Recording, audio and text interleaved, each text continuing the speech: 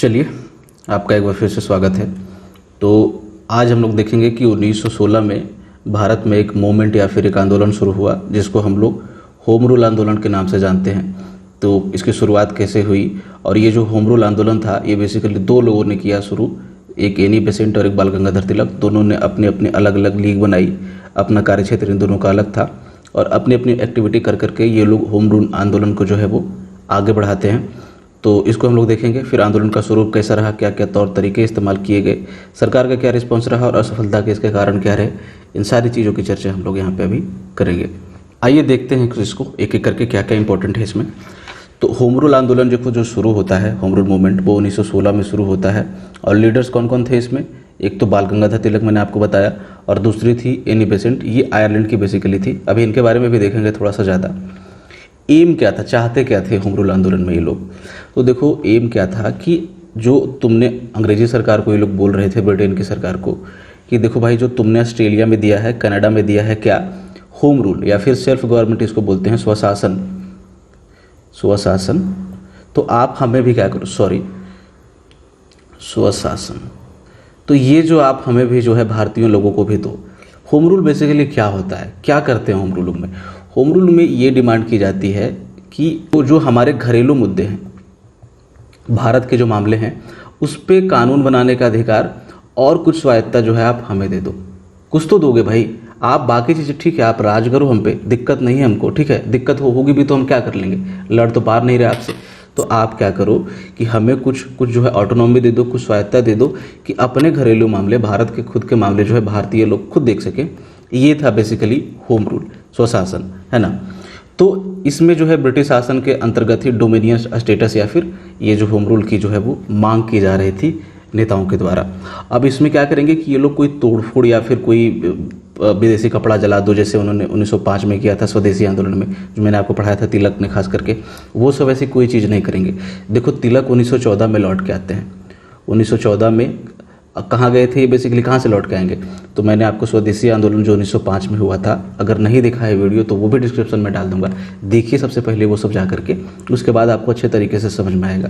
तो 1905 के बाद 1907 में जो सूरत फूट होता है, सूरत स्प्लिट होता है कांग्रेस में, ये भी मैंने आपको कांग्रेस की वीडियो में पढ़ाया है, स्वदेशी आंदोलन में भी पढ़ाया है, ये भी आप देख सकते हैं।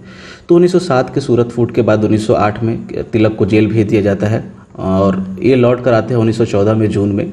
तो 1914 में जब आएंगे तो कोशिश करेंगे वापस से कांग्रेस से, क्योंकि इनको निकाल दिया जाता है ना सूरत का, जब वो जो फूट होता है, तो ये लोग कोशिश करेंगे तिलक की वापस से जो है वो कांग्रेस में चले जाएं, और कांग्रेस में इनको लिया नहीं जाएगा 1914 में, लेकिन 1915 में फाइनली इनको ले लिया जाएगा। तो इस समय एक चीज़ और चल रही होती है जो मैंने आपको गदर मूवमेंट में पढ़ाया था, जस्ट इसका जो पिछला वीडियो था, कि 1914 में शुरू हो जाता है क्या, प्रथम विश्व युद्ध, ठीक है ना, प्रथम विश्व युद्ध शुरू होता है। और इसमें क्या होता है कि जो कांग्रेस के लीडर होते हैं वो बिल्कुल दो भागों में बट जाते हैं। एक का कहना था कि देखो, युद्ध हो रहा है तो युद्ध हमारे लिए भी खतरनाक है, अगर अंग्रेजी सरकार हारती है तो हमें भी दिक्कत होगी। तो कांग्रेस के कुछ नेता क्या करते हैं कि युद्ध में जो है वो अंग्रेजों को सपोर्ट करते हैं, खुद गांधी इनको सपोर्ट करते हैं। गांधी जी लोगों से जाकर के अपील करते हैं कि आप सेना में भर्ती हो वो ज़्यादा से ज़्यादा मात्रा में, और लड़ाई करो आप अंग्रेजों के पक्ष में। तो कुछ लीडर्स होते हैं वहाँ पे, जैसे गांधी हो गए, ये सब हो गए, वो आप सपोर्ट कर रहे थे, जबकि कुछ लीडर्स जैसे आपके तिलक हो गए, एनी बेसेंट हो गए, जिन्ना हो गए, ये सब बोल रहे थे कि नहीं ठीक है, हम ज़्यादा सरकार को पोक नहीं करेंगे, बट कुछ तो कहीं कंसेशन दो, ये युद्ध हो रहा है तो इसमें हम लोग कोशिश करेंगे, कुछ तो करेंगे हम लोग, मतलब सरकार से मांग करेंगे, डिमांड करेंगे कि आंदोलन ज़्यादा बड़ा आंदोलन नहीं चलाएंगे, कि कुछ मैंने आपको पता ना कि कपड़ा वपड़ा नहीं जलाना है उसमें, बट कुछ एक्टिविटी करेंगे जिससे थोड़ा बहुत हमें सुधार मिल सके, सुधार कुछ सरकार ला सके, या फिर कुछ कंसेशन जो है वो लाया जा सके, कुछ सहूलियतें जो हम लोग प्राप्त कर सके। तो ये सारी चीज़ें थी, और इसीलिए तिलक और बेसेंट ने जो है वो अलग अलग जो है होम रूल जो है वो ये दोनों शुरू करेंगे, और इनका अपना अपना कार्यक्षेत्र जो है वो अलग अलग होगा, देखेंगे भी आगे। तो ये लोग बेसिकली क्या कोशिश कर रहे थे कि जो यहाँ पे लोग हैं, भारतीय लोग हैं, उनको जागरूक किया जाए, किसके बारे में, होम रूल के बारे में, स्वशासन के बारे में, डोमिनियन स्टेटस के बारे में। और जब हम उनको जागरूक कर देंगे, एक बार लोगों का बहुत बड़ा हिस्सा जो है इस चीज़ के बारे में जान जाएगा, तो ये खुद डिमांड करेगा, और हो सकता है कि सरकार फिर हमें ये दे भी दे। तो ये चीज़ें थी। तो इस तरह से तिलक अपना होम रूल लीग शुरू करते हैं। कब करेंगे? देखो, मैंने आपको पहले ही बताया कि तिलक वापस आते हैं 14 में, शुरू कोशिश करेंगे 1914 में, तो इनको वापस नहीं लिया जाएगा कांग्रेस में, लेकिन 15 में जो है जो बॉम्बे अधिवेशन होता है, यहाँ पे कांग्रेस में वापस से तिलक को प्रवेश दे दिया जाएगा। लेकिन अभी नया नया इनको वापस से प्रवेश दिया गया है। मॉडरेट जो होते हैं, खास करके नरमपंथी, वो तो थोड़े भड़के हुए होते ही इनसे है कि 1907 वाला तो मामला भूले नहीं होते हैं। तो यहाँ पे तिलक कोशिश करेंगे होम रूल का प्रस्ताव लाने की, बट कांग्रेस बोलेगी देखो भाई इतना जल्दी नहीं करते है ना, स्वीकार नहीं करेगी कांग्रेस बोलेगी कि हम लोग विचार करेंगे इस पे, जो आपने होम रूल का प्रस्ताव दिया है तिलक ने, उस पर कांग्रेस विचार करेगी कुछ समय के बाद। हाँ, एक चीज़ कांग्रेस अच्छा करती है, उनको बोलती है कि अगर हमने निश्चित समय सीमा के अंदर जो है विचार नहीं किया तो आप क्या कर सकते हैं, कांग्रेस से बाहर अलग जो है वो अपना होम रूल लीग जो है वो शुरू कर सकते हैं, हमें कोई दिक्कत नहीं है। तो होता भी वही है। तिलक जो है अप्रैल 1916 में बेलगाम एक जगह है कर्नाटक में, वहाँ से अपने होम रूल लीग की जो है वो शुरुआत करेंगे। और इसका जो हेडक्वार्टर होता है तिलक के होम रूल लीग का, वो होता है पूना में। ध्यान रखिएगा, इस चीज़ को पूछा जाता है ये। तो क्या कौन कौन सा एरिया ये लोग कवर कर रहे थे तिलक, तो महाराष्ट्र को देख रहे थे ये, बॉम्बे छोड़ करके, बॉम्बे जो क्षेत्र था वो उन्होंने कवर नहीं किया था, वो एनी बेसेंट दिखेगी। कर्नाटक देख रहे थे, बरार और मध्य प्रांत यानी कि सेंट्रल प्रोविंस जो था, ये एरिया जो है वो तिलक के हिस्से में होता है, बाकी चीज़ें एनी बेसेंट दिखेगी। डिमांड्स क्या थी इनकी इंपॉर्टेंट, तो ये बोल रहे थे पहले तो होम रूल, स्वराज, वो पूर्ण स्वराज वाली बात नहीं हो रही, होम रूल की बात हो रही है कि हमें स्वशासन दे दो थोड़ा बहुत, मातृभाषा में शिक्षा दो, अपने वर्नाकुलर लैंग्वेज में जो भी हिंदी है उसमें आप शिक्षा दो, मराठी में शिक्षा दो, और भाषाई आधार पर जो है वो राज्यों का निर्माण करो। ये सारी मांगें इनकी थी। एनी बेसेंट का लीग देखते हैं हम लोग। तो एनी बेसेंट बेसिकली कौन थी? एनी बेसेंट आयरलैंड की एक महिला होती हैं। 1896 के आसपास भारत आती है। किस काम से? देखो, इंडिया में थियोसॉफिकल सोसाइटी की स्थापना होती है कुछ समय पहले, 1896 के पहले, और इसकी स्थापना कौन करते हैं मैं बताऊंगा नहीं, आप बताओ। ये दोनों करते हैं, एक पुरुष और एक स्त्री, बार बार नाम आता है, कर्नल है एक मैडम से शुरू होता है नाम। तो आप कमेंट में नीचे करके बताओ कि थियोसॉफिकल सोसाइटी की स्थापना किसने की। तो थियोसॉफिकल सोसाइटी बेसिकली क्या करती है कि एक तरह से अध्यात्म की खोज में, मतलब ज्ञान की खोज में आप कह सकते हैं कि बाहर आते हैं, ये बाहर नहीं भारत आते हैं। तो यहाँ पे अपना आश्रम वगैरह जो है वो स्थापित करेंगे। और इसी सिलसिले में 1896 में जो इसकी सदस्य होती हैं एक एनी बेसेंट, वो भारत आती है और फिर यहीं पे रह जाती हैं, यहीं पे अपनी अपनी राजनीतिक गतिविधियाँ जो भी करती हैं। आप देखेंगे कि बाद में फिर कांग्रेस के अध्यक्ष भी बनेगी 1917 में। तो इस तरह से चीज़ें, फिर देखिए जब युवावस्था में ये भारत आई थी और उसके बाद ये आप देखें कि हाँ बुजुर्ग हो गई हैं, तो भारत में ये बेसिकली बस जाती हैं। तो इन्होंने भी अपनी होम रूल लीग जो है वो शुरू की, और ये शुरुआत करती हैं सितंबर 1916 में। कहाँ से? मद्रास से शुरू करेंगी ये। और इनकी भी डिमांड लगभग वही होती है, इनकी डिमांड वही होती है कि आप जब फर्स्ट वर्ल्ड वार खत्म हो, प्रथम विश्व युद्ध, तो आप जो ब्रिटिश उपनिवेशों को आपने दिया है, कनाडा को दिया है, ऑस्ट्रेलिया को दिया है, आयरलैंड को दिया है। आयरलैंड में हालांकि 1920 के बाद आता है, वो ज़्यादा डिटेल में वो सब मत देखिए, बस ये समझ लीजिए कि जो अन्य उपनिवेशों को आपने दिया है वो भारत में भी वो स्वशासन आप दे दें तो सही होगा थोड़ा सा हम लोगों के लिए। कार्यक्षेत्र इनका कौन था?